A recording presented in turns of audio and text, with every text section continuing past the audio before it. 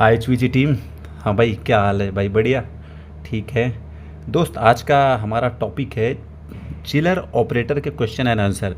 ये बहुत से भाइयों का जो है ये कमेंट था कि भाई उसका एच चिलर ऑपरेटर के जो है क्वेश्चन एंड आंसर ज़रा हमें बताइए।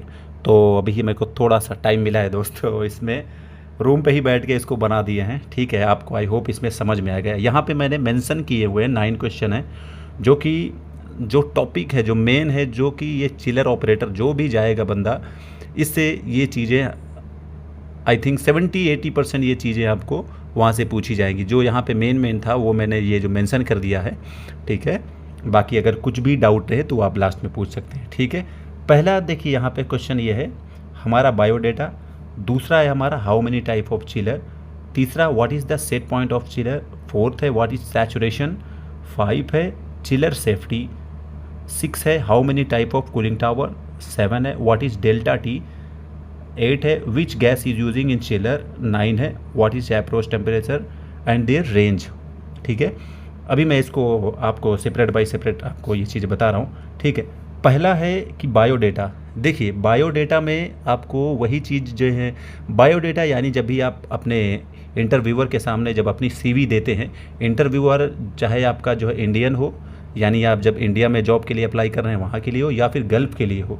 बायोडेटा यानी आप जब सीवी देते हैं, सीवी में आपको पूरा चीज़ें आपको मेंशन करनी रहती है कि आपने लास्ट जॉब कहाँ पे किया, लास्ट जॉब जो किया कौन से चिलर पे किया, कौन से यूनिट पे किया, या फिर आप स्प्लिट एसी पे काम किया, विंडो एसी पे काम किया, पैकेज जो भी है, आप अपनी सीवी जो है स्ट्रॉन्ग बना के उस पर जो मेंशन करना होता है बायोडेटा पे।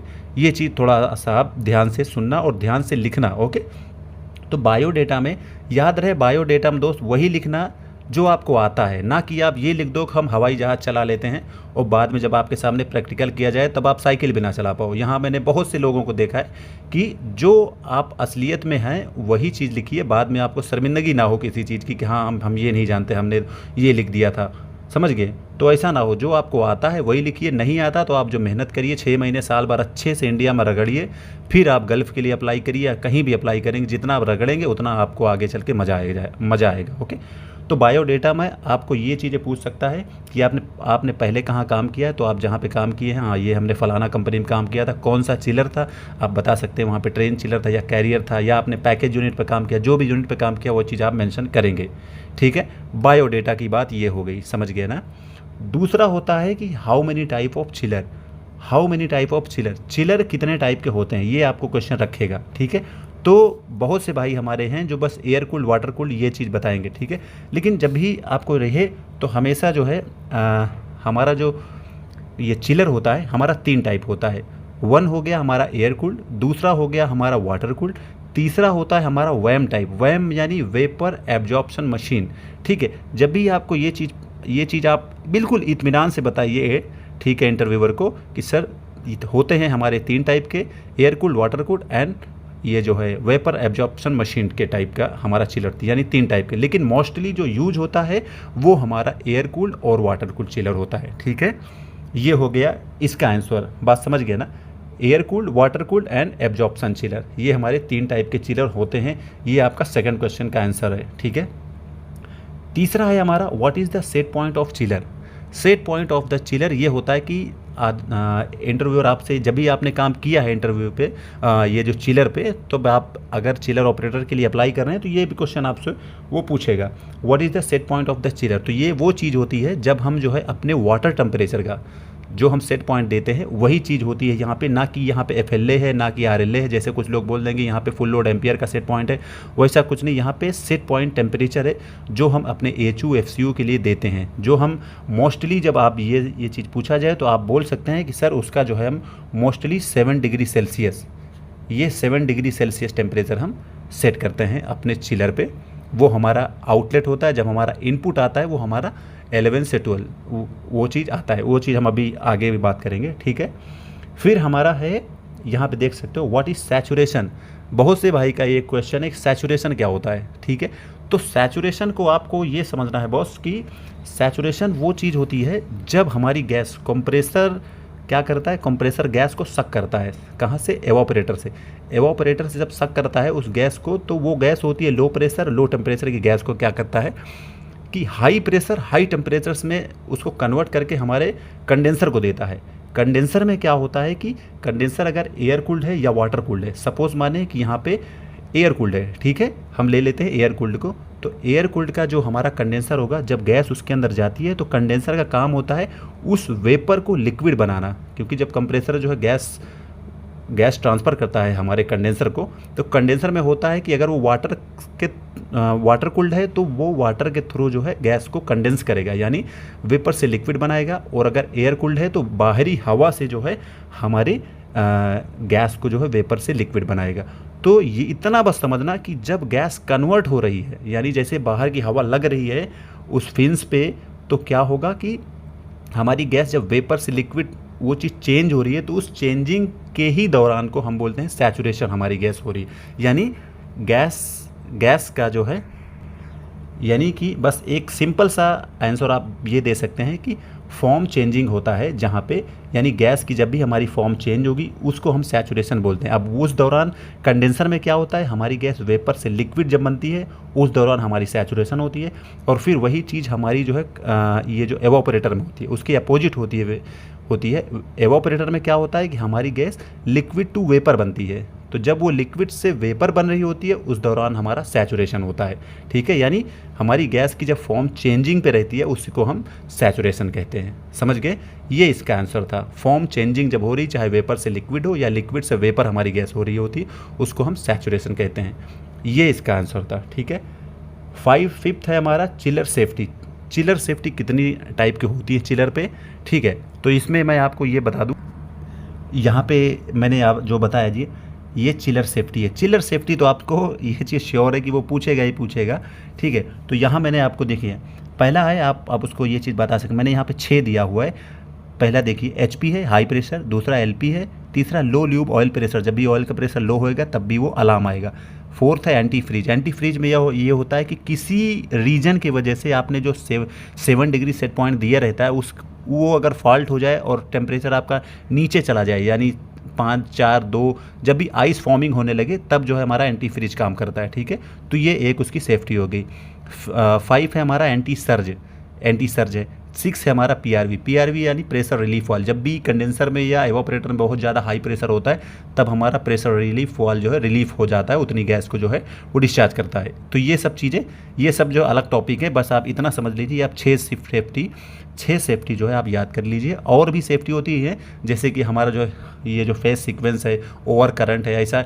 लेकिन अब ये 6 सेफ्टी जो मेन होती है, HPLP, low pressure, low lube oil pressure, anti freeze, anti surge and PRV, ये आप याद कर लीजिए, ठीक है। तो फिर हमारा है 6 है how many type of cooling tower. Cooling tower के कितने टाइप होते हैं, अगर आप वहाँ पे जा रहे हैं, क्योंकि वहाँ पे हो सकता है एयर कूल्ड चिलर हो या वाटर कूल्ड है तो आपको कूलिंग टावर 100% यूज़ होगा, ठीक है। तो कूलिंग टावर के टाइप जो होंगे वो आपके 2 होंगे। 2 टाइप के कूलिंग टावर होंगे। पहला होगा आपका नेचुरल ड्राफ्ट कूलिंग टावर और दूसरा होगा हमारा जो है मैकेनिकल ड्राफ्ट कूलिंग टावर। तो ये आपको याद रखना है, 2 टाइप के कूलिंग टावर होता है, मैकेनिकल ड्राफ्ट कूलिंग टावर, दूसरा है नेचुरल ड्राफ्ट कूलिंग टावर, ठीक है।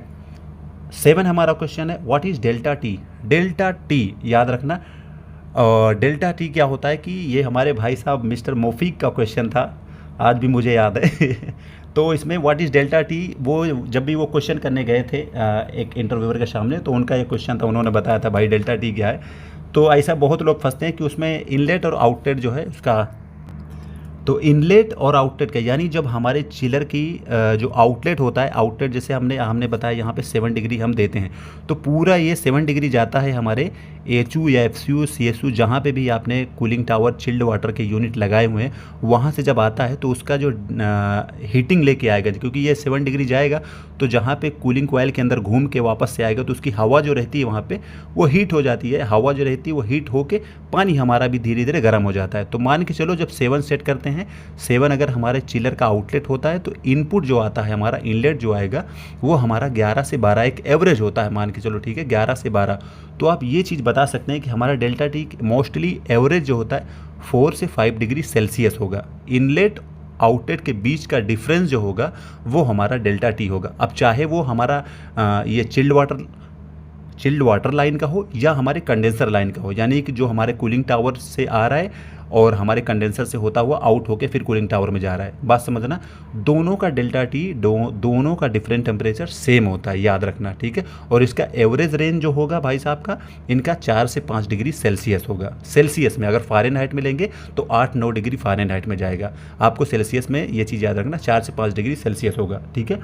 फिर हमारा है which gas is using in chiller, ठीक है। तो गैस की बात करें तो अभी जो आपको याद रहे कि R134 है, जो हमारी इन्वायरमेंटली जो है हमारे एटमॉस्फेयर को जो ये गैस फ्रेंडली है, तो मोस्टली अभी 134 ही यूज हो रही है, जहाँ पे हमारा सेंट्रीफ्यूगल चिलर है।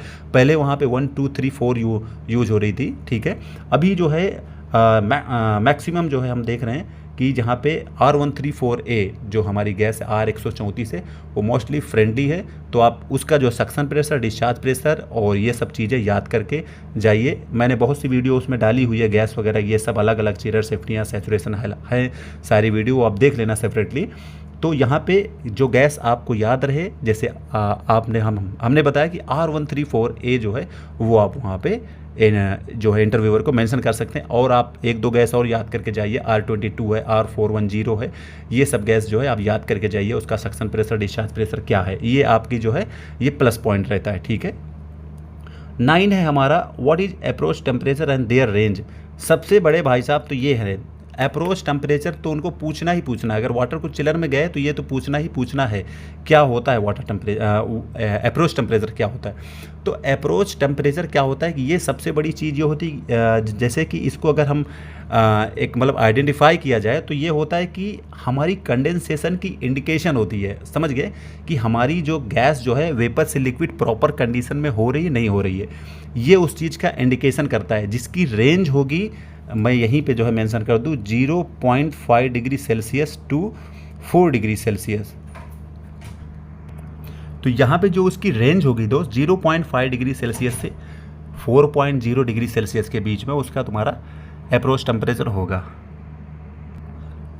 ठीक है। तो ये उसकी जो है हमारी रेंज होती है 0.5 डिग्री सेल्सियस से 4.0 डिग्री सेल्सियस की, ये इसकी रेंज होती है।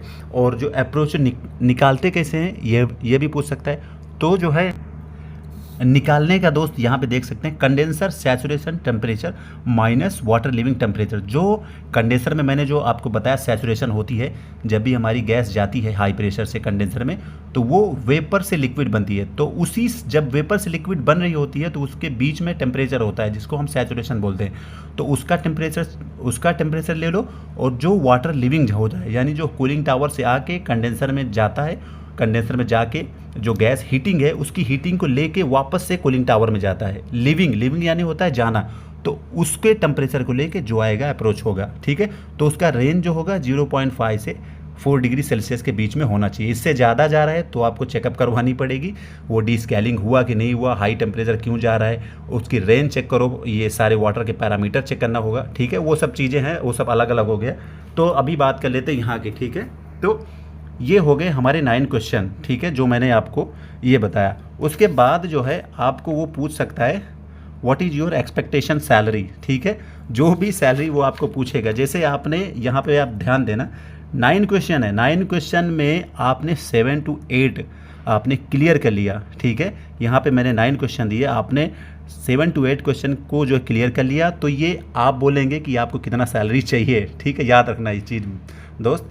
और अगर आपने इसमें से 9 क्वेश्चन में 4-5 ही हैंडल किया, 4 जो है सॉरी सर करके जो है बोल दिया कि ये नहीं आ रहा जो भी है आपकी, तो उसमें क्या होगा कि फिर आपको क्लाइंट बोलेगा आपको कितना जो है वो जो देगा वो आपको लेना पड़ेगा। लेकिन आपने 7 to 8 अगर अटेम्प्ट कर लिया क्वेश्चन दोस्त, तो फिर वो आपका हक है, आप बोलो कि हमें सर 2000 रियाल चाहिए या 2500 रियाल चाहिए, या फिर जो आपकी एक्सपेक्टेशन हो, ठीक है। ये चीज़ आपको इंटरव्यूअर को बोलना रहेगा, ठीक है। याद रहे ये क्वेश्चन जो है आप ठीक से रिमाइंड कर लो दोस्त, 100% आपको जो है इसमें से 7 to 8 क्वेश्चन तो आते ही आते हैं, ठीक है। अगर आप चिलर ऑपरेटर पे जा रहे हो तो याद रहे आपके क्वेश्चन क्लियर रहेंगे दोस्त, तो आप सैलरी खुद मांग सकते हो। बात समझ गए कि सर हम इतना ही चाहिए, हमें मान के चलो 2500 रियाल आप ले रहे हैं।